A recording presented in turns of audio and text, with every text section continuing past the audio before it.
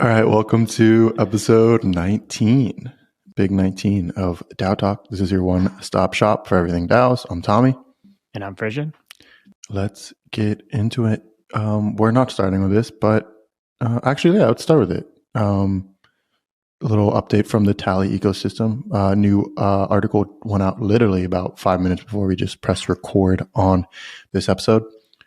Title, Wu-Tang was a solid DAO. Frisson was editing this one, so he's been pretty hands-on with it. You want to give us just a quick breakdown of what this is, and then we can move on to our weekly DAO news. The Reza, the Jezza, old dirty bastard, Inspector Deck. I'm a big Wu-Tang fan. I know a lot of you are as well, so I hope you get into this. Caden is really awesome. He's like an amazing under-the-radar DAO builder. You should definitely follow him on Twitter.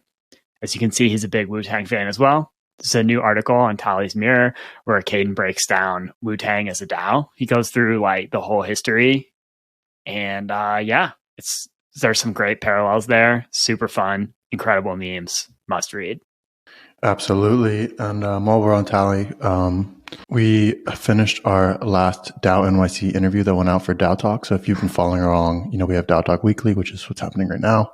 And then we have a really, really awesome backlog of interviews from DAO leaders, DAO contributors, DAO thought leaders, etc. in the space.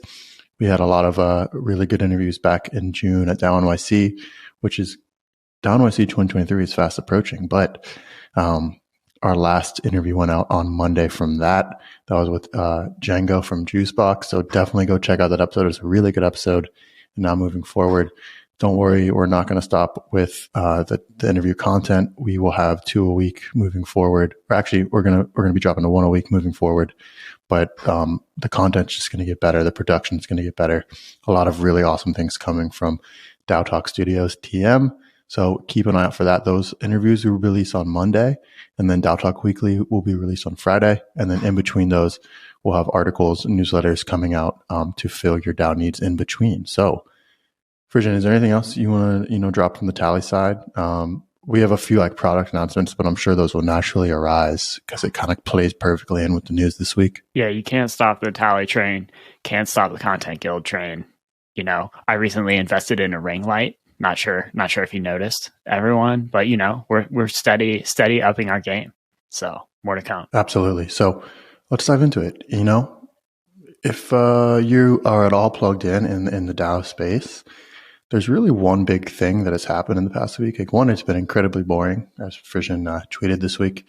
Monday to Wednesday was pretty dead on crypto Twitter and just in general. But since then, a lot of the takes and the articles and the discourse on Twitter has been around the Uki DAO situation. Which, if you're not familiar with that, I think if you're listening to that, or listening to this podcast, I think you are familiar with it. But short little overview: the CFTC filed a complaint against Uki DAO, which is the first real litigation or proposed litigation against DAO members, and it kind of sets a scary precedent for liability for DAO members and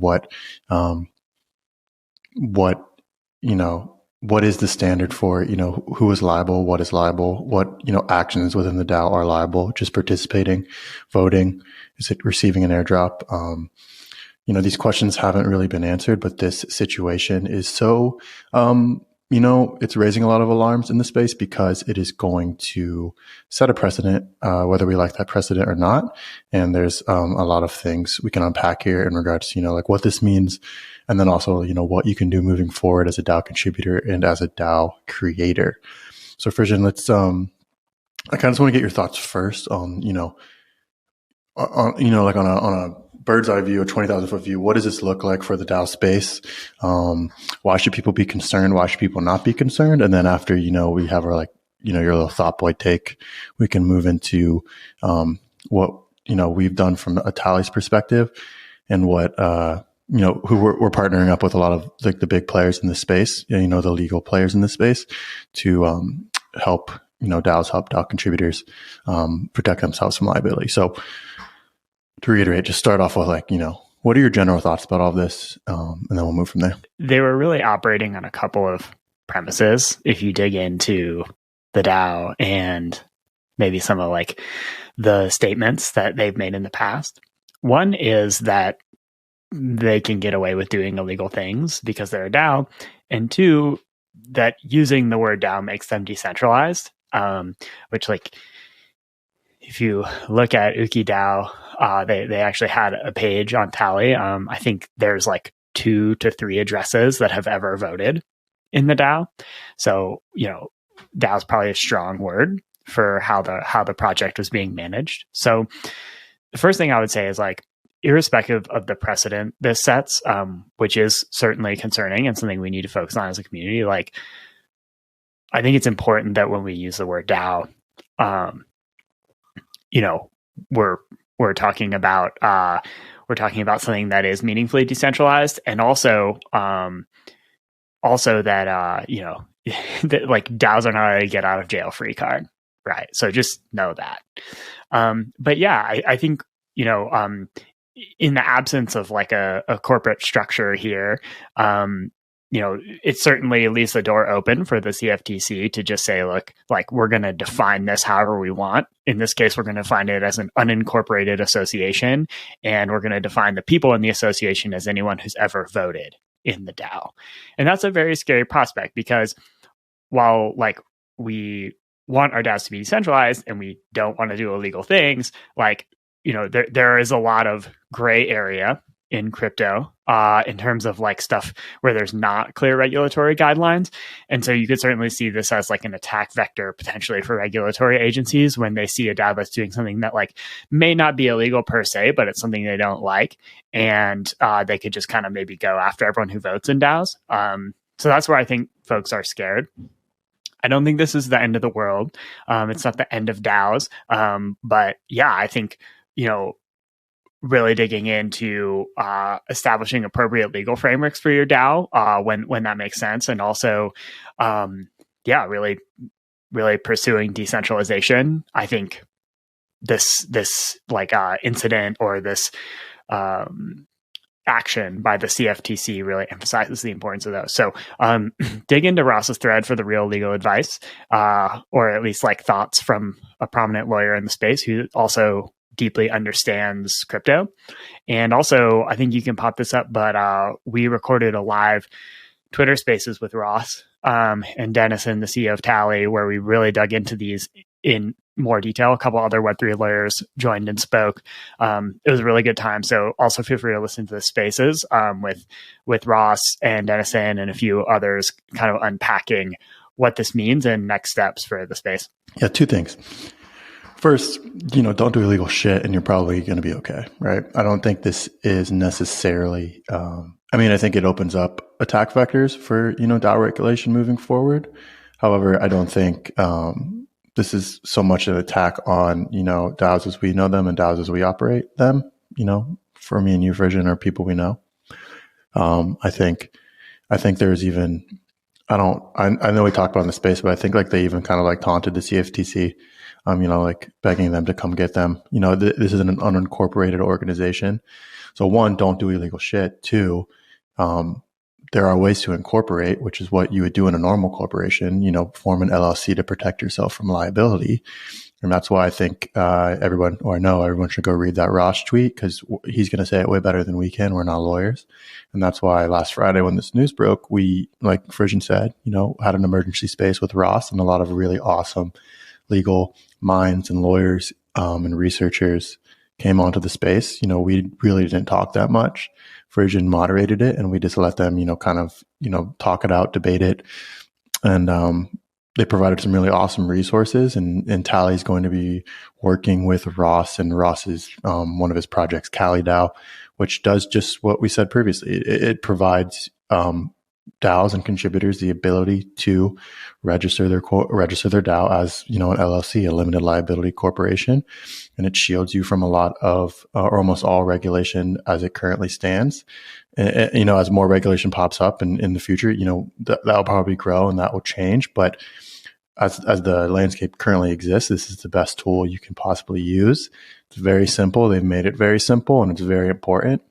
And Tally is going to be working with them to release, a little collaboration where, it's super easy, or even easier than it is now, to wrap your DAO with, a legal, entity that, and then again, is not viewed as, something that's illegal within the eyes of the U.S. government because it is registered as a corporation. But I think, like you said, like a lot of this is new ground and a lot of this is unknown and scary. And I think all we can do in this situation is, because a lot of it is unknown, is, do what reflects a lot of traditional businesses and corporate structures in the U.S. And then go from there. I don't know if you have a follow-up on that, but it's just I think it's going to be a long time before you, kind of really figure out where DAOs stand in the legal system, because I think even something we always talk about in this space is we don't even really know, what we don't know. It's kind of just like we're not making it up as we go, but kind of like it's such a nascent industry and such a experimental time that it's kind of hard to regulate it if there's, so much unknown, but it kind of makes it fun at the same time. But we continue on, we build product, we create content to educate people, we do our best on decentralization and compliance, and we keep vibing. It's all we can do, right? Which I think like the sentiment as a whole has been, pretty positive. The day of, it was pretty hectic or crazy around like the announcement, because I think that just comes with any announcement from the U.S. government around crypto. It's usually pretty negative. But again, just keep building stuff. Here's a tweet from Dennison, putting together a run book on how to deploy Kali DAO Legal Wrapper, which is we just mentioned, through your on-chain Tally DAO using Governor, which is, what, provides voting mechanisms within your DAO. If you're interested, let me know in the comments, and myself or Ross can chime in. Yeah, if you're interested in this beyond just, listening or, using DAO Talk as a way to stay up to date with it, go interact with Dennison and Ross on Twitter. All of these will be linked either in the show notes or the DAO Talk newsletter. Go subscribe to that at daotalk.substack.com. Nice little plug. Otherwise, we'll keep you updated as it goes on. And I think this is going to take a little bit of time to play out, and we'll see how that, how that goes. So a little really interesting thread from Chase Chapman, at Chaser Chapman. 2 types of DAOs will emerge over the next few years. You have 2. And I took this as, this is not necessarily the only 2 that will emerge, in my mind, at least, but it will be 2 that start to take, front and center. Okay. DAOs that look like governments, first order organizations. This is kind of what we talked about last week with Vitalik's article, what the different functions of DAOs with convex and concave decision making. And then 2, DAOs that look like companies, second order organizations. So we talked about Vitalik's article in depth last week, so check that out. But he makes the argument that DAOs are more like governments than companies, in the sense that DAOs, like companies, really are optimizing for regulatory compliance and just like really just being part of the overall nation state system, whereas DAOs can be their own sovereign entities. And I agree with that take, but I also think it's not necessarily true for like all DAOs. We've talked about, how there are different types of DAOs. Some of the value propositions of DAOs that Vitalik outlined, like concave decision-making, censorship resistance, incredible neutrality, some of them are more important for some types of DAOs than others. I think this idea of censorship resistance, incredible neutrality, in their sort of most extreme forms, are more important for DAOs that aspire to look more like governments, and those DAOs are more likely to be sort of like base level infrastructure, whether those be DeFi protocols, layer 2s, blockchains like Ethereum, etc. And then there's going to be other DAOs that might be more like a social DAO or just like an internet native startup, where it looks a little bit more like a company, and it doesn't have this like full blown credible neutrality and censorship resistance that you might expect from something like a Uniswap or something like an Aave or a MakerDAO or an Optimism L2 or an Arbitrum. So I think this is a really smart way to break it down. Like, there's going to be some DAOs that look more like companies, and we want those to be successful as well. And there can kind of be like an ecosystem that exists, right? Where you have DAOs that are really using the stuff that looks more like a country, like a Uniswap or layer 2, and then you have DAOs that look more like companies, and those are the ones that are really like maybe building some of the applications or communities on top of that base layer infrastructure. Yeah, big overlying theme here, and she kind of ends it with this, is like, it's not to say one or the other is better. It's that we need all different types. I'm personally, and I think Tally is like DAO agnostic. We're not really set on like how your DAO operates. We just want more DAOs. We want more decentralized operations and different forms of all of that. And, a lot of ones have not emerged. We're still experimenting and figuring out, the way Uniswap functions is not the way, an NFT DAO might function, with your friends, or an investment DAO might function with your friends. And that's okay.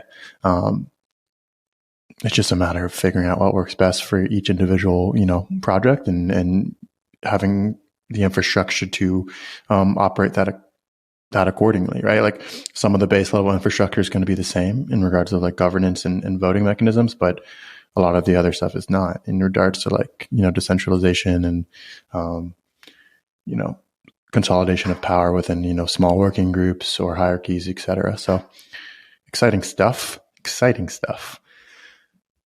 All right. News out of Safe, previously Gnosis Safe, which has spun out into Safe DAO.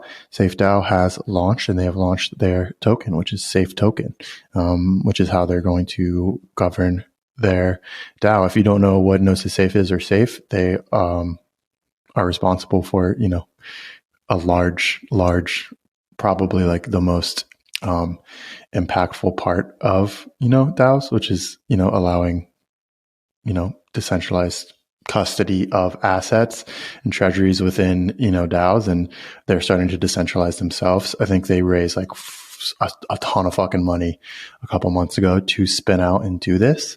Virgin, any thoughts on this, other than like, this is really cool to see from Gnosis, or from Safe, sorry. Yeah, I'm excited to dig deeper into how they've structured this DAO. I think they're doing a number of things differently, or just like, I don't know, have kind of been thoughtful about the Safe DAO design. So the airdrop is not, it like vests over time for everyone who's received it. And then also the token is non-transferable at first. I think they're going to make it transferable later, but they kind of want to like establish this holder base before there is a liquid market for the governance token, which is super cool. They spent a ton of time investing in legal, which is kind of like the subject we were just discussing around like entities and liability, and like how potentially DAO contributors can be protected. So they've been thoughtful about that. And then also, I think they're using their own product a lot. We'll talk about this more in a sec, but Tally is starting to support Gnosis Safe as a DAO tooling primitive. And I think, yeah, that Safe is definitely like using, like they're using features like delegation for safes, which I think are like newer and also not something like everyone uses, or kind of like more advanced maybe power features of Safe within the overall DAO governance structure. Tally has a Safe, and we got some airdrop tokens, so we're going to delegate to ourselves and try to hang out and participate in governance. So yeah, excited to see another like promising DAO from a product that has a lot of adoption emerge. Okay, 2 more things this week. Tally released a really awesome product feature called Groups. Frisian, this announcement was kind of your baby, and it flows right from Safe, because it works directly with Safe. Tally has become the most popular platform for on-chain governance, particularly for DAOs that use the Open Zeppelin governor framework for on-chain governance and token voting. And we're super stoked about that. Like, we're really excited. We think we're super bullish on that whole ecosystem and want to continue to invest there. But the thing is, like, for some DAOs, or for early DAOs, or for people who just want to start DAOs and don't necessarily already have like an existing product, or like a engineering team, et cetera, it's kind of a lot to start with an Open Zeppelin governor. And so we've built this like more accessible DAO-ish product called Groups, Tally Groups. And they're designed to just basically let you like form a crew on the internet and start doing some governance with that crew, like start getting them involved in decision making, and then fund the DAO and kind of make that funding and that kind of Ethereum based bank account transparent. So you can create a group super easily, 30 seconds. You can invite members, you can manage members, export members to make like an allow list or another community gated product for them. You can do off-chain governance and polls, and then you can create a Gnosis safe and link a Gnosis safe, and then like see all of the activity and resources and assets inside of that safe together. So it's just like a really quick and easy way to get started with like an online community and kind of move towards that DAO state. So over time, we plan to create like a clear upgrade path from a group to a DAO on Tally that includes a governor. And we think this is like a path that a lot of DAOs will take over time. So super stoked about this. You should hop in there and try it out. I think it's a really, really great way to get started doing DAO stuff on Tally. Yeah, look, you don't need to know Solidity. You don't need to know how to code at all. You really don't need much technical expertise at all. You need to know how to use a website. You need to know what you want your name of your DAO to be. And that's pretty much it, right? Tally, like you said, is, the on-chain governance tool. It is the one. It is, we can talk about that all day. Like that's the bread and butter, right? But like, not everybody wants on-chain governance right away. We think, the majority of DAOs are going to move that way, which is what you said. Like the path is set for people if you want to use groups, if you want to use something that is not on chain or doesn't use all of the, fancy Web3 tools. You can start here, very simple, get your feet wet. If you don't like it, okay, whatever, you can move on. There's no, overhead. There's nothing. But if you want to, you start to grow and you want to add, more awesome capabilities that, Tally has, like it's super easy to do. It's all going to be through Tally, on Tally, and in the design process. It's going to be pretty seamless. So this is the first step in that journey. And if you're listening to this, you probably, are part of a DAO or know how to start a DAO, but like this is a really good way to get your friends involved as well, even if they have no, crypto experience. So really exciting stuff on the group's end, and we'll keep you guys updated with that. And let's end with like a meme of the week, but not really a meme of the week. Karate Combat is the first sports league to form a DAO. So he says, we're going to trust you all to help us run the league. Let's see how this goes. Get your karate tokens for free by signing up at karate.com/airdrop. That's pretty sweet that they have that URL, karate.com. So meme of the week, but also like kind of actually news. This is pretty sweet. All I know is like Frisian and I might, throw the fuck down. And I think people would put money on me just because I'm bigger, but like I don't know how to fight. And Frisian does, so I think you could beat me. Dude, when Frisian and Tommy in the cage, bro, I love every single thing about this tweet. It's so fucking hilarious. Like, first of all, this is legitimate news. Like, this is an actual, like, real world organization forming a DAO, but it's also the most ridiculous thing I've ever seen, which is like classic crypto. On like every level. The video, like you have to go look at this tweet if you're not looking at it now. Like the promo video for the karate, like what's it called? The Karate League? You scroll up, the karate, what's the name of the org? Karate Combat. They're just doing like flying kicks. They're doing the scene from like Karate Kid where they just like beat someone with like a stick while they're doing it.